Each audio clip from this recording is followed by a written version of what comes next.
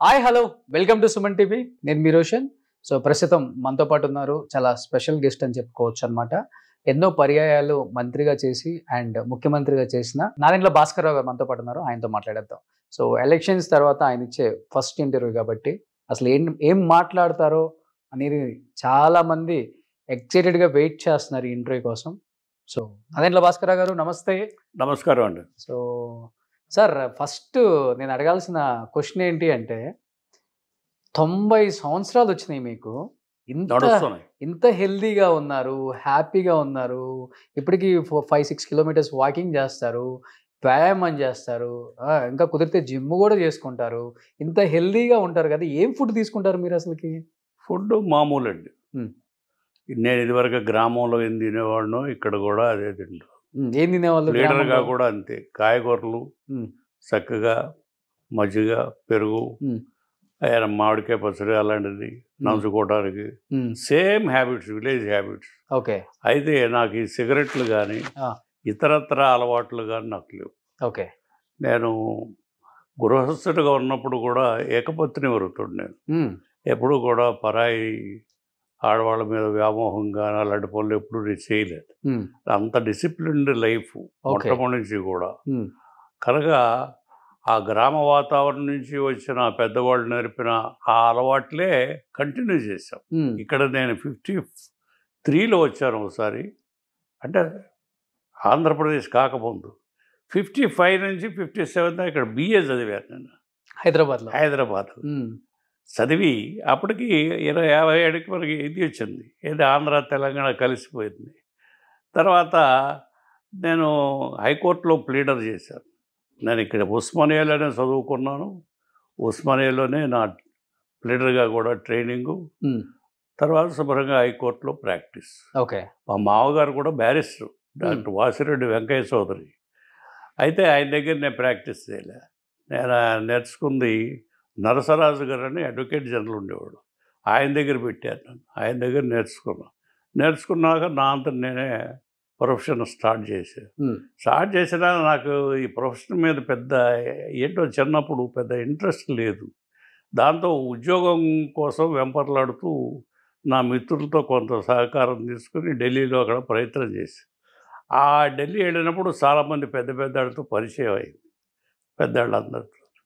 అది కొంత యూత్ కాంగ్రెస్ అని ఒకటి కొంత ఇవన్నీ యాడ్ చేసి, అప్పుడు నేను వెళ్ళినప్పుడు 64లో నెహ్రూ గారు చనిపోయాడు.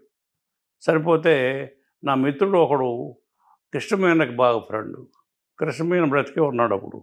కృష్ణమేన ఆయన చనిపోయాయా నెహ్రూ ఇప్పుడే తెల్లారే అని చెప్తే మేమంతా వెళ్ళాము అక్కడ. అట్లా అక్కడ కృపలాని గారు మేము కొద్ది మందే ఉన్నారు అప్పుడు. ఆ రోజుల్లో పెద్ద జనం వచ్చేవాళ్ళు కాదు, ఎందుకంటే ఇవన్నీ లేవు అప్పుడు, జనానికి తొందరగా తెలియదు. ఓకే. మేము అక్కడ 10 దాకా ఉన్నాం, ఎవరు పెద్ద రాలా. ఎప్పుడో ఇక అప్పుడు రేడియోలో చెప్పేవాళ్ళు, చెప్తే ఇప్పుడు సాయంత్రం ఎప్పుడు వచ్చారు. అంటే ఇప్పుడు రాజకీయాల్లోకి రాకముందు ఓకే సార్, అంటే మీరు హెల్దీగా ఉన్నారు, తీసుకుంటున్నారు, బట్ రాజకీయాల్లోకి వచ్చిన తర్వాత ఆ టెన్షన్స్ వేరు కదా. అప్పుడు కూడా టెన్షన్స్ ఉన్నా ఏం చేసా, నా ఫుడ్ హ్యాబిట్స్ మారాయి కాదు, ఈ మామూలుగా బాడీ హ్యాబిట్స్ కూడా ఎప్పుడు మార్చుకో. మెంటల్ టెన్షన్ ఉంటుంది, బాగా ఉండింది, అందులో డౌటే లేదు. ఎన్ని అవస్థలు పెట్టారు, ఎమ్మెల్యేలు ఎత్తుకుపోవటం, నానా బాధపడ్డానుగా. అయినా పెద్ద పట్టించుకునేవాడు కాదు, నిద్రపోయేవాడు, అందులో కొట్టుకుపోయేది. ఓకే. నిద్రపోయేవాడు. షుగర్ బీపీ రెండు ఉండవు మీకు? షుగర్ అంటే అప్పుడు లేదు, కానీ ఇప్పుడు ఏజ్ కదా వస్తే షుగర్ వచ్చింది కొంచెం. ఓకే. ఇప్పుడు మీకు 90 సంవత్సరాలు కదా నాదెండ్ల భాస్కర్ రావు గారు, వాకింగ్ ఎన్ని కిలోమీటర్స్ చేస్తారు daily?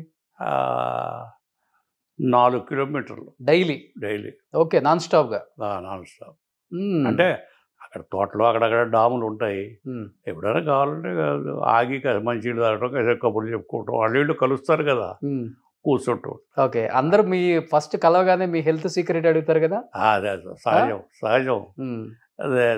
They are happy in a way, friends అంతా. ఈ ఏజ్లో కూడా ఆయన అట్టు నడుస్తున్నాడు అది ఇది అనుకుంటూ ఉంటారు. ఓకే. ఇదే మామూలు. నడవటం కూడా చాలా ఫాస్ట్గా నడుస్తారు. అవును. కనుక అది హ్యాబిట్స్ వల్ల వచ్చింది. నేనేమి బాడీ వరకు నేను ఎప్పుడు పిచ్చి పనులు ఎప్పుడు చేయలేదు.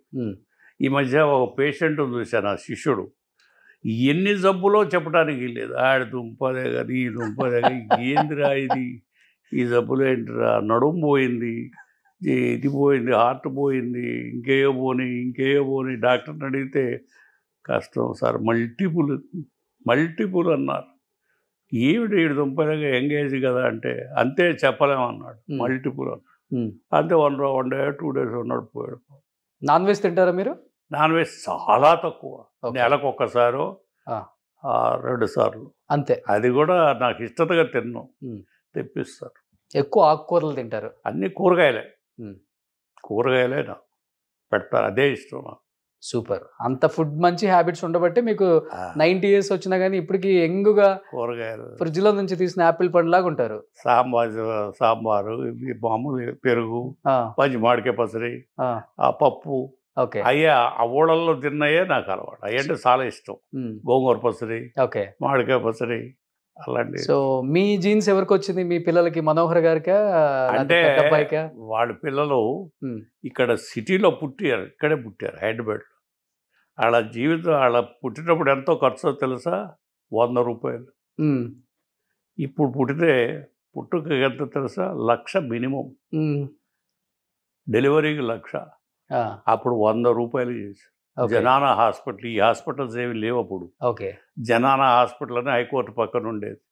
100 రూపాయలు అన్నీ, మేము వెళ్ళటానికి రావటానికి అన్ని ఖర్చులతోనూ అట్లా. అంత చీప్ లైఫ్, హాయిగా ఉండేది హైదరాబాద్. అంటే బస్కా కిరాయి దేవు సాబ్, రిక్షా పడిపో, బస్సులో వెళ్దా. అది కూడా హాలీ కల్దార్ అని ఉండేది. హాలీ అంటే ముస్లిం రూపాయలు, కల్దార్ అంటే మన ఇంగ్లీష్ రూపాయలు. కల్దార్ ఏమని అడిగేవాడు పాపం. అలా ఆ రోజులు వేరు. ఒక్క కారు లేదు ఇప్పుడు. నైజాం కార్లు తప్ప నేను ఎప్పుడు చూడలేదు. నైజాం కార్లు తప్ప హైదరాబాద్లో ఇంకేమీ లేవు. మీరు కొన్న ఫస్ట్ కార్ ఏంటి? నేను లీడర్గా ఒకరోజు 35 రిట్ పిటిషన్స్ వేశాను. ఆ రిట్ పిటిషన్స్ వచ్చిన డబ్బుతో సుందరం మోటార్స్ పంపి కార్ తెప్పించాను. ఫస్ట్ కార్ అది. రాజకీయాల్లోకి వచ్చిన తర్వాత రాజకీయాలు వచ్చిన కార్లు చెత్త అంతా గవర్నమెంట్ మారిని, నా నేను మారిని. బట్ లీడర్గా ఫస్ట్ అది 35 రిట్ పిటిషన్ వేశాను. పిచ్చి డబ్బు కార్ తెప్పించాను.